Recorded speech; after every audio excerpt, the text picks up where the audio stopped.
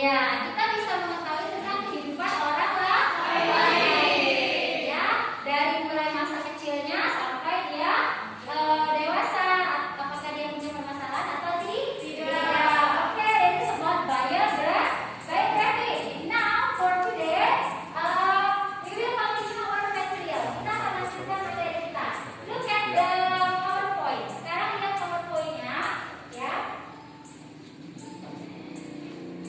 Oke, sebelumnya saya kasih dulu apa sih tujuan pembelajaran kita hari ini? Oh ya, what that we have to for studying this material. Apa yang kita dapatkan? For the first one, tujuan pembelajarannya satu, ya, membedakan fungsi sosial, struktur teks dan unsur kebahasaan beberapa teks naratif, lisan dan tulis dengan memberi dan meminta informasi terkait legenda rakyat sederhana sesuai dengan konteks penggunaannya dengan tepat. The second one, yang kedua, menyimpulkan cerita terkait legenda rakyat pada teks naratif dengan benar. Ya, the third, yang ketiga, menulis teks naratif pendek dengan benar. Oke, jadi ini tujuan pembelajaran kita hari ini. Ya, yang pertama kalian bisa membedakan apa fungsinya, strukturnya seperti apa, dan unsur kebahasaannya. Terus yang kedua, setelah kalian tahu, kalian bisa membuat kesimpulan. And the last, yang ketiga, of course you can write or make a narrative text. Kalian bisa membuat naratif text by yourself. Ya, bisa membuat naratif text sendiri. Oke, next. Have you ever read about this story? Have you ever read about this story? Apakah kalian sudah pernah baca cerita yang ada di sini? Yes. For the first one, what is this? Malin Kundang. Okay, this is the story of Malin Kundang. Where does the story come from? No. Where does Malin Kundang come from? Berasal dari manakah si Malin Kundang ini ceritanya? Sumatera Barat. Bahasa Inggrisnya apa sih Sumatera Barat? West Sumatra. Ya, Malin Kundang is a story or legend from West Sumatra. And the second one is Sangkuriang. Ya, cerita tentang Sangkuriang. Sumatera. Have you ever read? Pernah bacanya? Pernah. The last one, terakhir. Asal mula Danau Toba.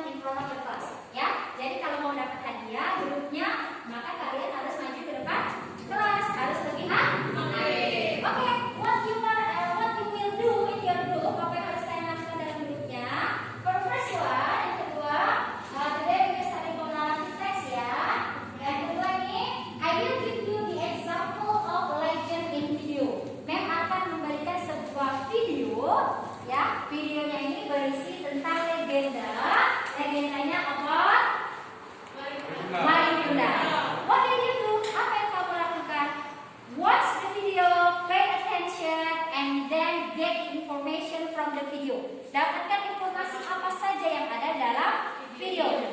You may read on your LKPD. Boleh tulis di LKPD-nya di belakangnya bahwa yang kalian dapatkan ini ya di dalam videonya. Oke? Are you ready? Ready. Oke, next. Look at the video. Lihat videonya.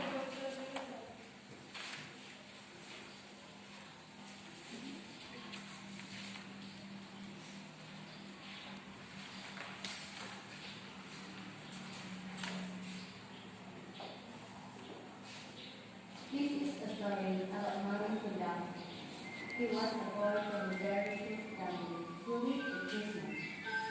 His father is a sailor, but he had a good life. Marlon was a smart boy, but a bit naughty. He always ate the chicken and ate it with a spoon. One day, he slipped on and cut himself. The boy left a scar on his hand. When Marlon grew up, he decided to go to sea. So one day he will become rich by the time he went back to the village. Marlon's father disagreed with his decision because he was the only one she had. But Marlon had already made up his mind. His mother had no other choice but to let her only child go. Marlon was traveling by sea, so he came along with one missionary trip. He was hoping to become one of his crew and learn from that.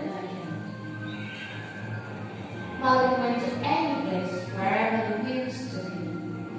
Soon he will become a great successful man. Many years has passed since then. Marlon has become a rich merchant because of his hard work and married the most beautiful girl in the world. And he had a godless mother as well as a village. On the other hand, Marlon's mother was getting older. She missed her child so much that she had always wait for Marlon's return at the harbor every day until one day there was a merchant who stopped by the village. She knew it was Marlon the moment she saw him. What makes her so sure is because of the scar on his hand. But Marlon denied her as his mother because Marlon felt ashamed to his wife and the kid. Then he was gone. Marlon's mother was really upset. Then she started to curse him. On his journey, Marlon's sheep began to swim, and soon it turned into a sea. Until now. Oke, from this video do you get information? Kalian dapat tak informasi dari videonya? Yes? Yes. Oke. What is the video tells about? Ceritakan apa videonya? Ya, Agnes? The story tells about Marlon. Oke, the video is tell about Marlon Kundang. Ya, videonya itu cerita tentang Marlon Kundang. Who are the participants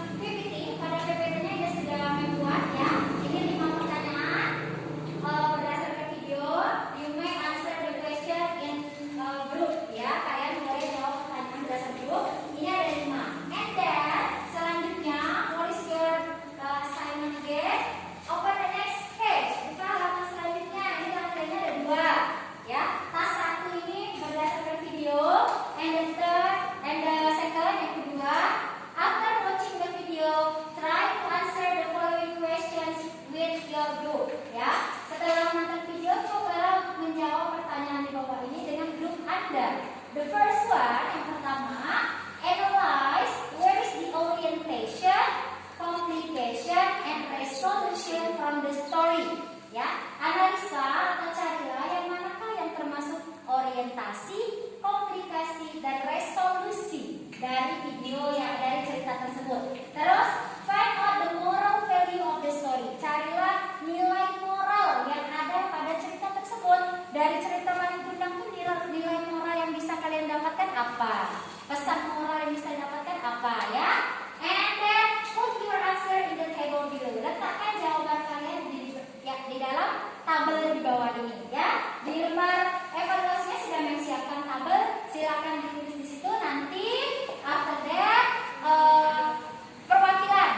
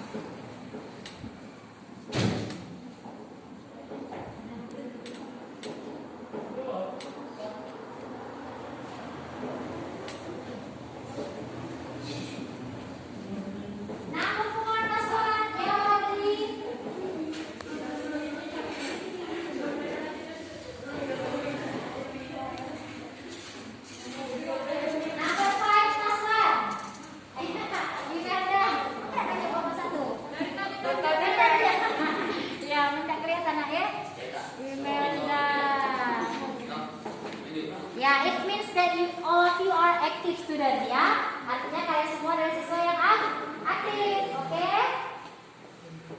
Imelda Doku.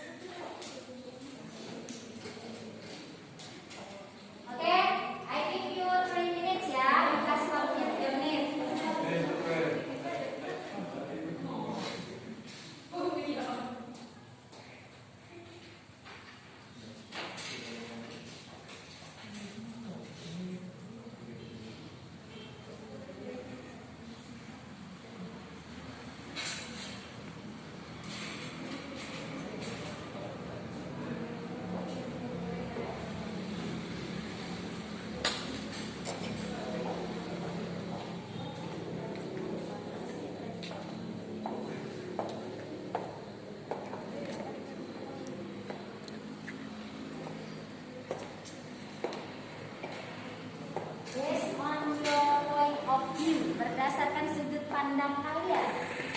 What is the conclusion of Malin Kundang story? Ya, apakah kesimpulan dari cerita Malin Kundang? Oke, try to make it in the group. Cobalah kerjasama untuk membuatnya dalam grup. Boleh?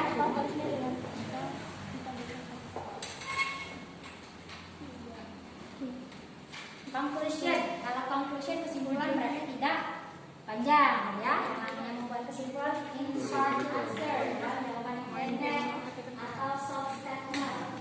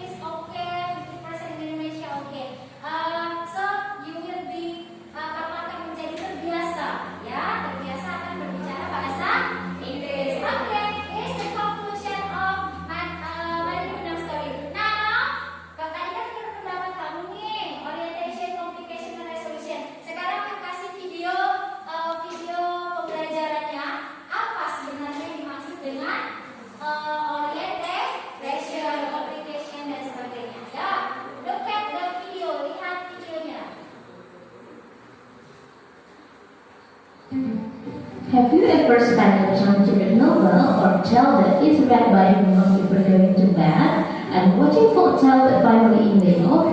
All these activities are fun, aren't they? Do you know all facts and the story script are examples of narrative facts?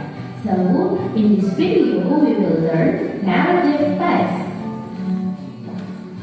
What is narrative facts? Narrative text is a kind of text to retell the imaginative or factual story that unfold.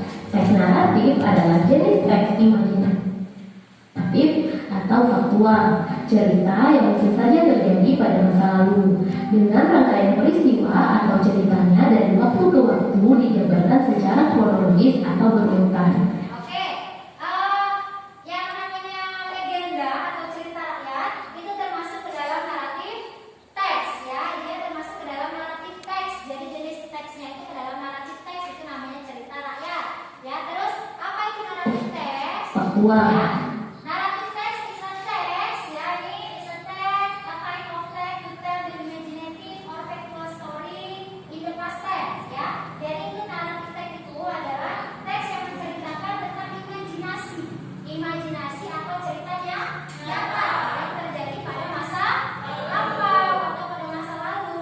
Nah, cerita nyata itu seperti Maling Kundang karena sampai sekarang katanya ada batunya. Jadi itu termasuk ceritanya nyata. Yang termasuk imajinatif dia termasuk seperti cerita tentang Cinderella, cerita tentang Putri Salju. Ya, itu juga termasuk naratif, tapi jenisnya ke dalam imajinasi. Oke, next selanjutnya. Cerita yang mungkin saja terjadi pada masa lalu, tak kronologis atau berurutan. Berikut ini contoh genre dari teks naratif. First, fable merupakan cerita yang mengisahkan tentang binatang. Contohnya, The Ant and the Grasshopper. Second, myth, yaitu cerita atau mitos yang banyak berkembang pada masyarakat dan umumnya dianggap menjadi cerita yang faktual atau benar-benar terjadi. Contoh, Nyi Roro Kidul. Third, legend, cerita rakyat yang mengisahkan asal-usul dari suatu tempat, seperti The Story of Toba Lake. Genre selanjutnya adalah folktale. Cerita ini diceritakan secara turun-temurun sehingga menjadi bagian dari tradisi masyarakat. Misalnya, cerita Maling Kundang. Next, fairy tales merupakan cerita anak-anak yang di dalamnya mengandung unsur keajaiban atau ketidakmungkinan terhadap para tokoh dan pada bagian akhir mengandung pesan moral. Contohnya, The Ghost with the Golden Eggs. And then, love story merupakan cerita yang mengangkat tema perjuangan seorang tokoh untuk memperoleh cinta tokoh utama, seperti The Story of Romeo and Juliet. And then, what is the purpose of narrative text? There are some purposes or functions. To entertain the readers, untuk menghibur pembaca. To amuse the readers, membuat pembaca jadi bahagia. To teach moral value, untuk mengajarkan nilai-nilai moral. To change social opinion, dan untuk mengubah anggapan masyarakat umum tentang suatu perilaku atau peristiwa. First, generic structure orientation. It set the scene and introduce the participants. Bagian ini digunakan untuk mengenalkan tokoh, tempat, dan waktu kejadian. Oke, ini ada orientation ya. Orientation ini isinya adalah mengenalkan tokoh, tempat, kejadian. Jadi siapa saja yang dalam cerita, di mana terjadinya, kapan ya, siapa saja dalam cerita, ini namanya orientation. Biasanya orientation ada di paragraf 1 ya, paragraf 1, the first paragraph. And then Second, complication tells the problem of the story and how the main characters solve them. This part includes situation activities or events that lead problem to the climax. oke, yang kedua, the second is complication. Complication itu menjelaskan the problem when the participant have problem and solve it by himself ya. Jadi di mana si partisipan tadi mendapatkan sebuah permasalahan, tetapi biasanya dia menyelesaikannya terlebih dahulu. Ada yang seperti itu namanya complication. Biasanya ada di paragraf setelah paragraf 1, misalnya ada 5 paragraf, berarti dia terdapat di paragraf 2, 3, dan 4. Itu namanya complication. It shows when the crisis and then resolution. The crisis is resolved for better or worse. It shows the end of the story, usually a happy ending. Oke, the last resolution. Ini menceritakan tentang how the problem solved. Bagaimanakah permasalahan itu terpecahkan atau selesai. Bisa dalam yang bentuk baik atau bisa yang jahat. Jadi artinya cerita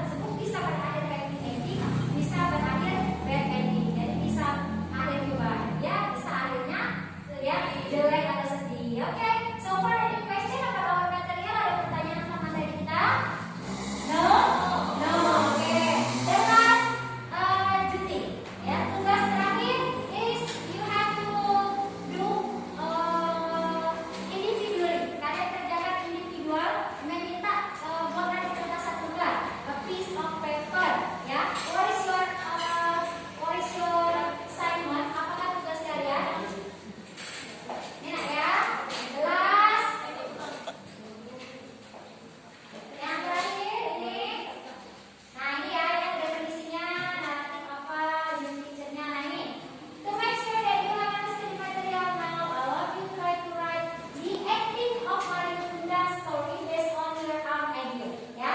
Jadi untuk meyakinkan kalau kalian itu sudah ngerti, sekarang kalian semua cobalah untuk membuat akhir cerita Mario Kundang itu berdasarkan ide kamu sendiri. Kalau cerita nyatanya, cerita Mario Kundang itu dia berubah menjadi batu. Sekarang kalian pikirkan sendiri kira-kira, oh lemaknya Mario Kundang ini misalnya jadi ini lah, bisa Mario Kundang ini jadi itu terserah kalian. Ya, sekarang kalian coba berpikir kira-kira menurut kalian bagusnya si Mario Kundang ini selain jadi batu jadi apa? Oke? I just need one or second sentence. Ya, memang hanya butuh satu atau dua kalimat saja. Oke? You may use your digital dictionary. Boleh gunakan kamus digitalnya. Now, ya sekarang silakan. Buatlah akhir cerita Mario Kundang ini yang berbeda. Yang berbeda artinya hanya menurut pendapat kalian sendiri. Kalau berdasarkan cerita dia menjadi batu. Kalau menurut kamu lemaknya kan seperti apa? Nah, ya. Apakah dia meminta maaf kepada ibunya? Apakah dia pergi dengan istrinya? Apakah dia misalnya hidup bahagia bersama istri dan ibunya? Boleh. It's based on your idea. Ya, boleh berdasarkan pendapat atau ide kalian sendiri. Silakan. Use your digital dictionary. Gunakan kamus digitalnya. Ini dalam bahasa Indonesia ya. 1 sampai 2 kalimat saja. Ya, tapi kita coba pakai kamus digitalnya. Pastinya. Oke, ya. Boleh,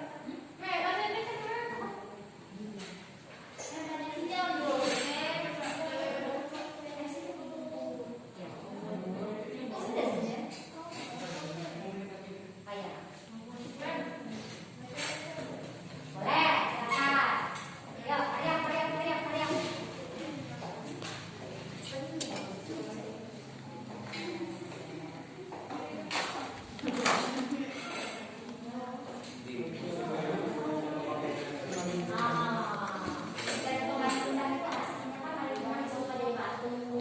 Sekarang aku coba pakai pendapat Dewi. Mario Kundang ini menurut aku enaknya jadi inilah. Ya, macam mana kalau Mario Kundang ini kira-kira untuk kedepannya dia jadi ini baik? Misalnya boleh. Ya.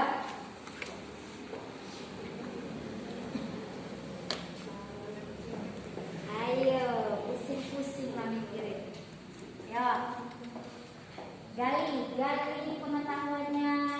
Coba berpikir kritis, coba berpikir kreatif. Inilah yang dituntut sekarang ya. Siswa disuruh untuk berpikir kreatif. Coba.